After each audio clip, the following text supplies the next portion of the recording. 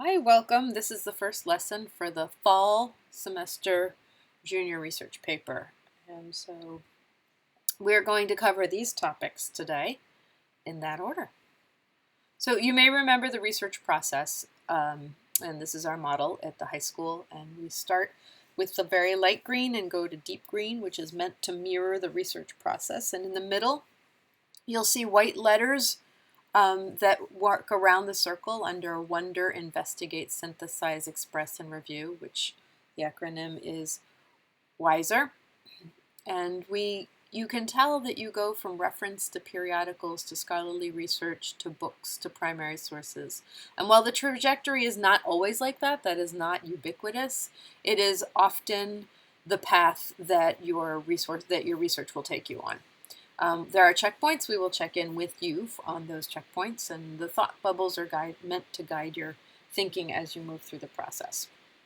I want to start by talking a little bit about wonder or explore. This is the first stage of research, and back in the day, this is what it looked like to us.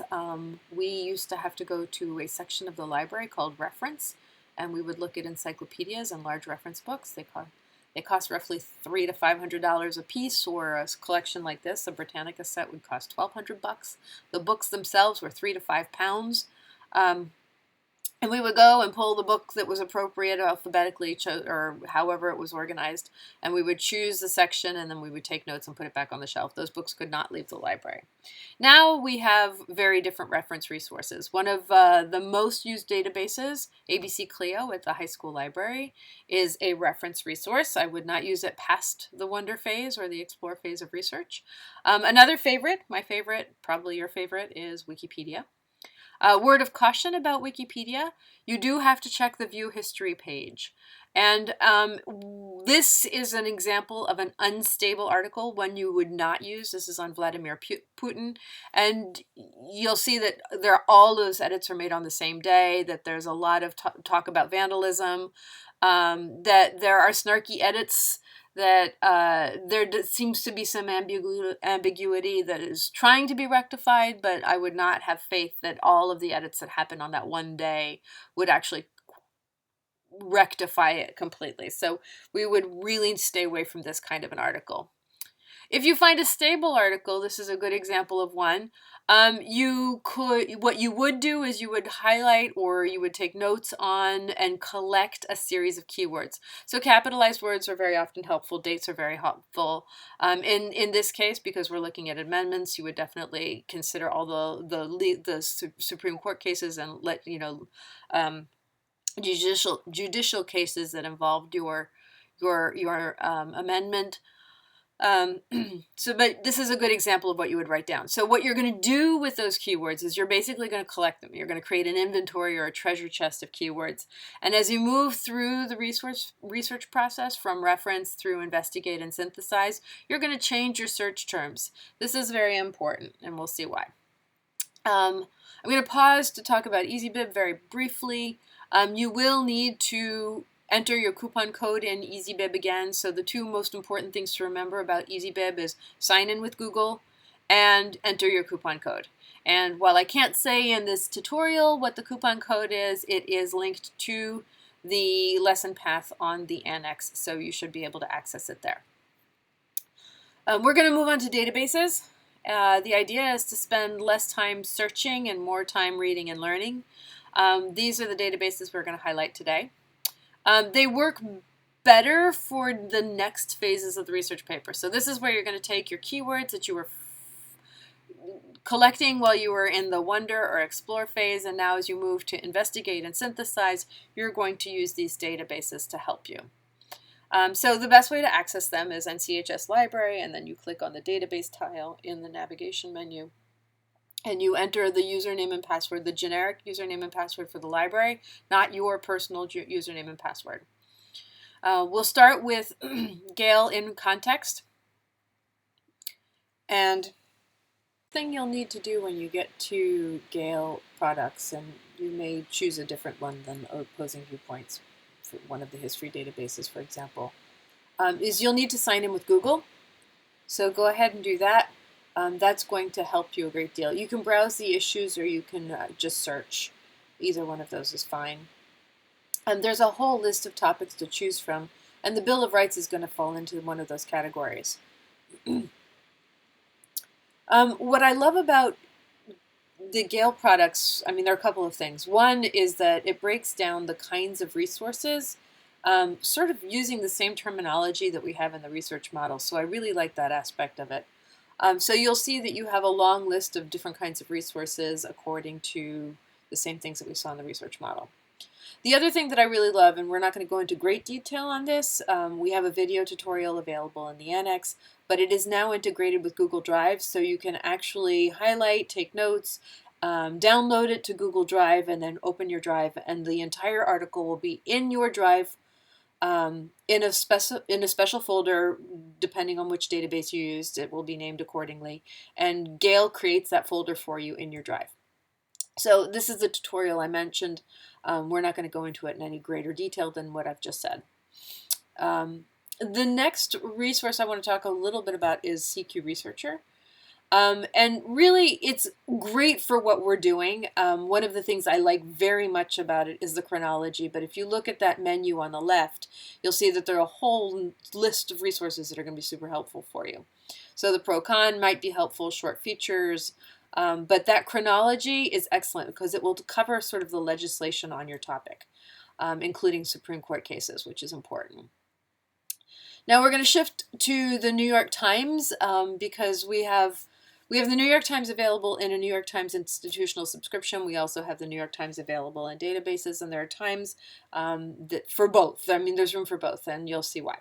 So one thing that's important is that you need to know that our institutional New York Times subscription is only accessible on campus. It's IP authentication, and that's the only way you're going to find it.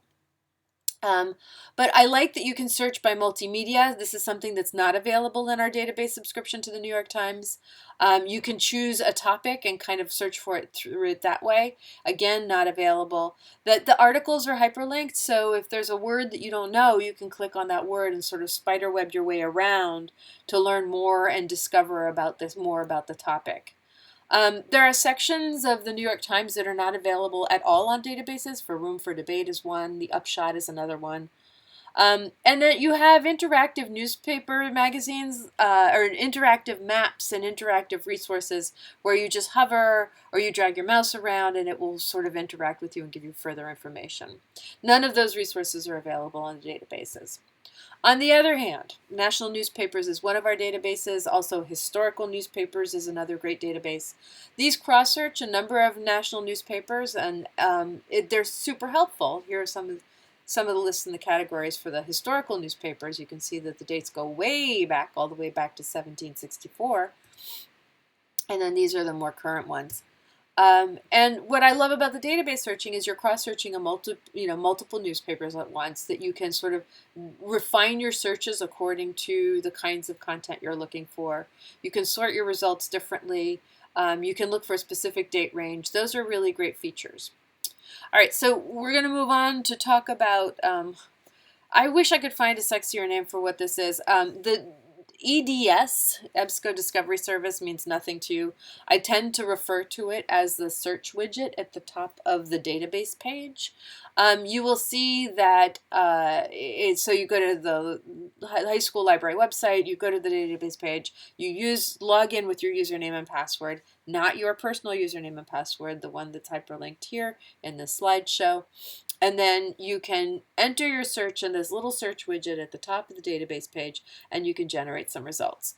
So I want to talk a little bit about keywords, not a whole lot, but I do want to sort of remind you that your keywords should be shifting once you get into the investigate and synthesize part of your research. You're not searching for the same things that you were looking for when you were in the wonder or explore phase.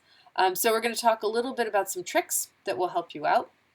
First of all, choose one word. I find that students tend to be in the habit of entering questions as a search, and that's not going to work here. So you have to choose one word or a very short phrase at a time. You should connect your phrases with quotes, and obviously use the keywords from your treasure chest.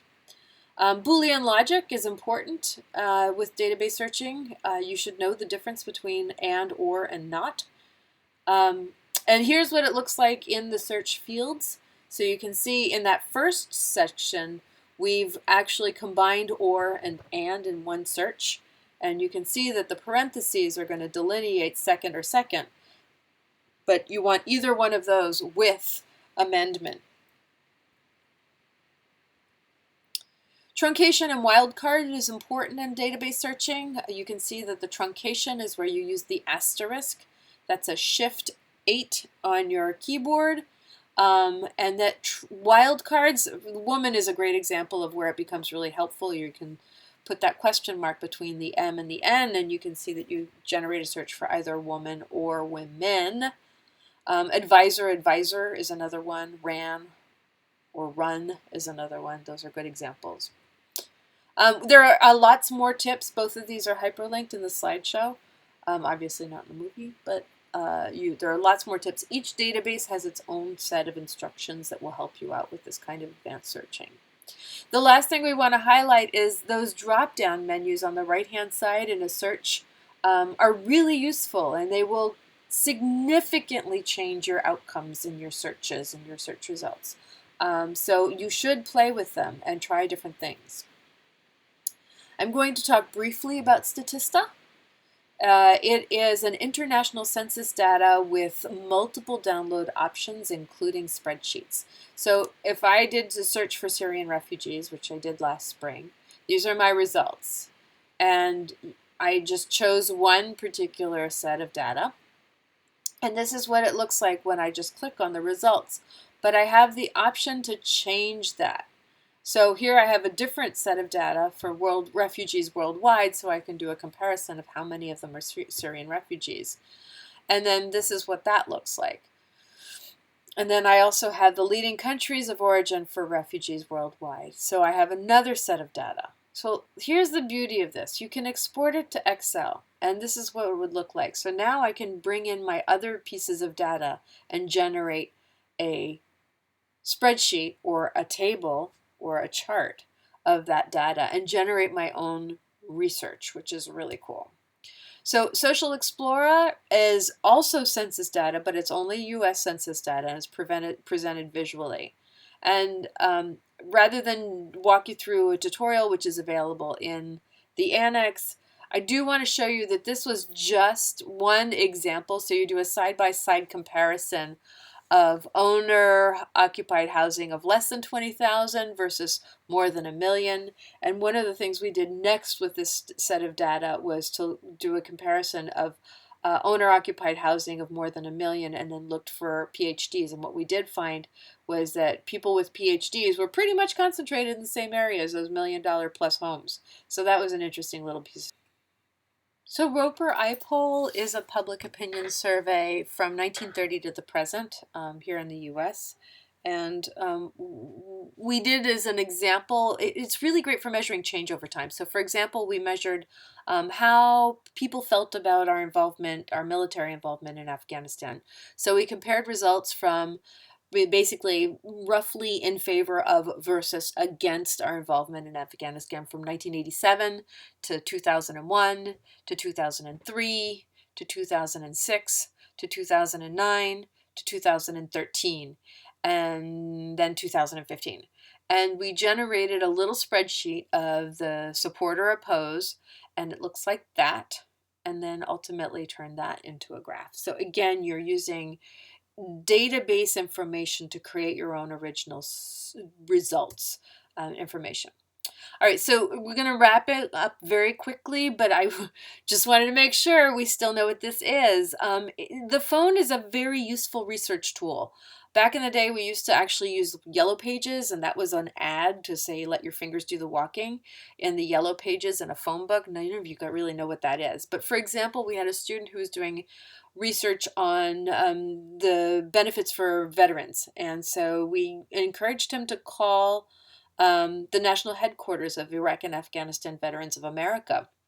And he was able to do that, and then we were able to do a follow-up message to the phone call to say specifically what it was that we needed. You can do this. This is a very good thing. Most advocacy websites, or basically websites that are there to been designed around helping a specific constituency, offer that kind of service. And you should reach out to organizations and see if they can help you. Finally, there's one last thing, is Google this baby, but this is one of many resources that will help you be a smarter Google searcher. Ms. Whiting, who's just joined the faculty here at the high school, is an expert at this. She's really, really terrific at it. So this is one blog post, and it's linked to the slideshow that I'm narrating currently. And that's one of many resources. But you should get much better at searching within Google. You can search within sites, you can search within countries, you can search by file type, you can do all kinds of sophisticated searching in Google, just as you can in the databases. This is not the last lesson we're going to do for this project, but if you have questions and you want to text the library, you may.